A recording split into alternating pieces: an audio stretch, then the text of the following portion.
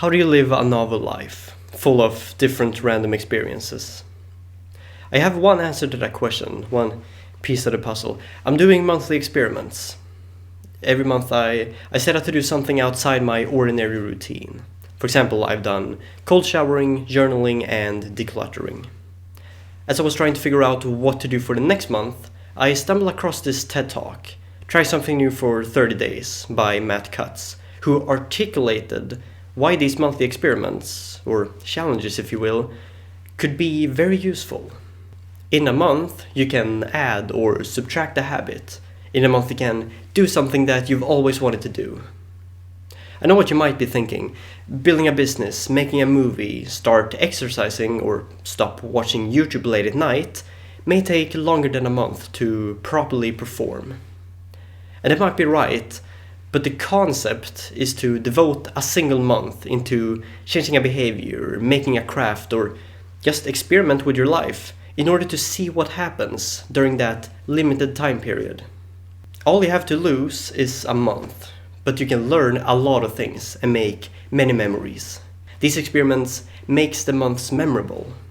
On that TED Talk I saw, I scrolled down to the source of wisdom, the YouTube comment section, and the top comment was, who else had to watch it for schoolwork, but the comment second to the top was, I watched a TED Talk every day, as a suggestion for a monthly experiment. While I'm sure it was meant as a comical comment, it didn't sound like a bad idea to me, so naturally, that's what I did. Every day for the month of May, I would listen to at least one TED Talk. I ended up listening to a total of 52 talks, and thereby consuming a lot of ideas worth spreading. Everything from the concept of big talk, to the power of storytelling, to F-budgets, so to speak, and instant gratification monkeys. Yeah, it was quite a ride. I will link my 5 favorite talks in the description. I would often listen to the talks when doing other tasks that didn't require much thinking so that I could actually focus on the talk.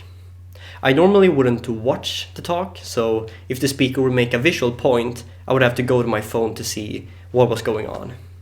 And of course, I had to watch what turned out to be one of my favorite talks, performed by a green puppet, namely Kermit the Frog. So what did I learn from this experiment? What did I learn from listening to 52 TED Talks?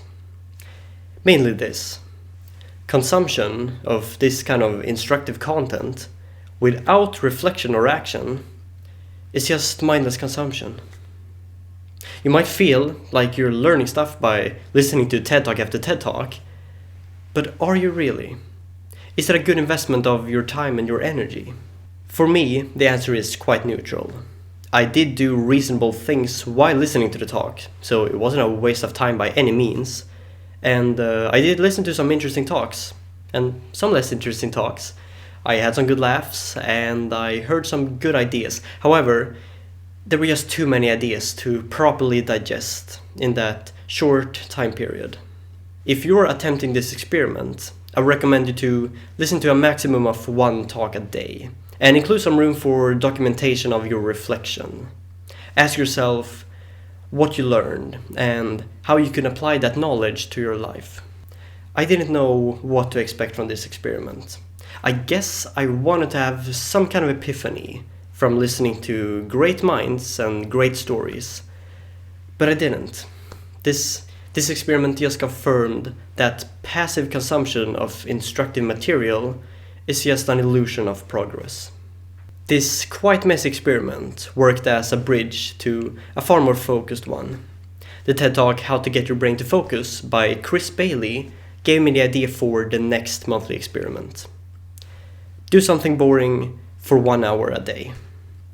That's what I'm currently doing. Everything from reading a dictionary and watching the globe to listening to rain and tying ties.